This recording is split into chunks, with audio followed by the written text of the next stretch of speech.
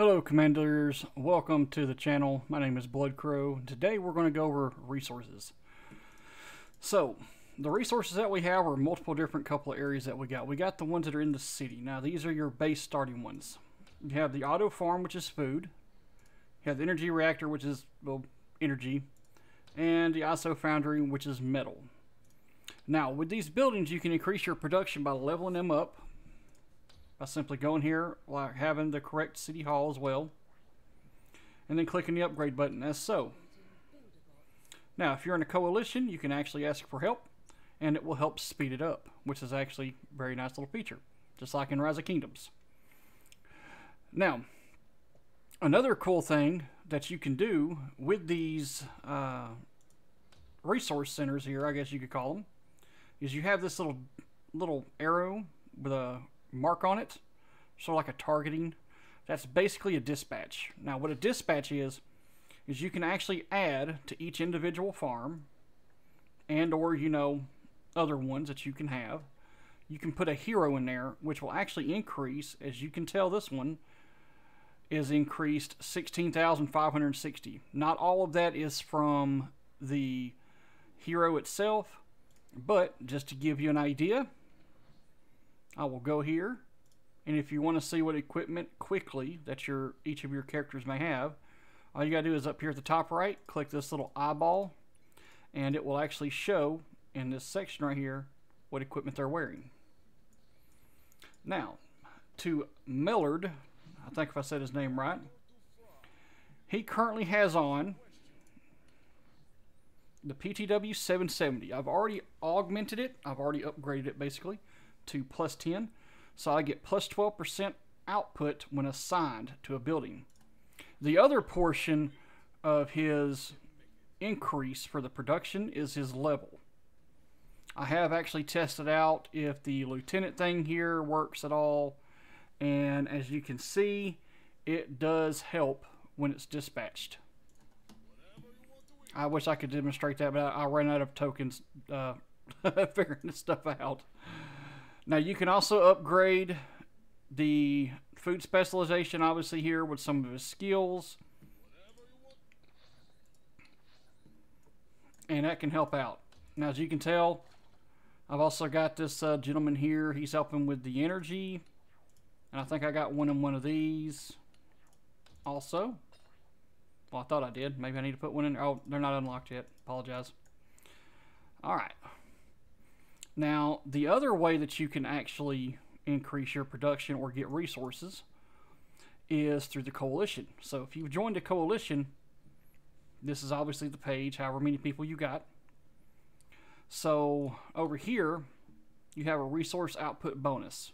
Now this right here is based off what you have in your city. The Nexus by itself, as you see here, well, wrong area, already gives a 10% bonus of the 12.4 that we currently have in mine. Now, the outpost as well, which are the spires here, these also give an increase. The more of these you have, the better. Now, right before I made this video, this was at 12.1%, so I got a 0.3% increase for a resource bonus once we had just built one of these spires. So right now I'm not really sure if that's actually going to give any more than that, but currently I would say safe bet 0.3% should be about what you're looking at per spire that's built within your alliance. Another thing that is actually very good also is the fact that you have the coalition store here. Now obviously I won't even lie, like without hardly trying at all, these little tokens you can get for the store, for your coalition store, these are pretty easy to get. Like you can see 1,800 coins, I can get 100,000 food. Why not? It's pretty cheap, worth getting. Obviously, get any speed ups or whatever else you want that you feel is value for yourself. And you've also got the VIP store. So this is if you want to spend some of your actual gems. Now I'm not high enough level to see if everything or what does cost food or materials yet. You can already see that these are obviously not for the resources, but I've already bought these out. The other one you have is just the regular store, and this has the buffs and just numerous other things in here. So obviously, if you have any kind of packaged gems or anything, you can use them here. I highly would recommend actually putting that any and all gems that you get in your VIP, because as you can see, this right here does give output for food and energy, you know, just for all of it. Power increase, like everything. And as you go up, the percentage that it does goes up as well. Now, an awesome little feature, just like in Rise of Kingdoms, if you gather on territory, you can actually get a 20% harvest speed increased while you're on territory. And after you get done collecting the resources, some of those resources, just like in Rise of Kingdoms, sorry if I keep referring to that, that's one of my main games I play.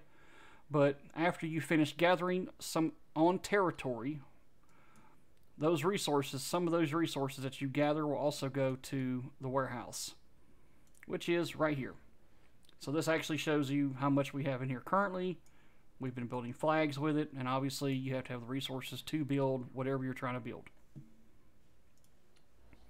Now, the other way of actually getting resources currently right now is by doing basically the chapters that we currently have here. You can see that you get the food, the metal, energy, all that, little extra little bonuses here. I'm currently working on mine. The other way of getting resources also is through your daily tasks. That's not a lot of resources, but I mean, it's free materials. You get some little food packs, other little trinkets and stuff that will help you along your way. These are obviously worth doing every day. You need to do them. Now, these are the system tasks. So you got the main tasks and side tasks. Side tasks is basically just like it says here. You know, train 4,000 work rigs. You can get these speed ups right here. I'll claim those. The reason why I have not claimed these right here yet is for the simple fact that I want to try to regulate how many resources I have at any given time. So that way, whatever threshold that you may currently be at for your warehouse yourself, that you cannot be looted. So you always want to try to make sure that you don't do these. Another mistake that you do not want to make either is the tokens that you currently have, like these little crates that you may have. You do not want to open them up unless you're going to use them. You do not want to make it anything. You don't want to make yourself a target. It's a very, very bad idea. And that's about it for right now. I'm going to keep looking around, making some more content. I may do another video here on some of the stuff I've been learning about rallies and such.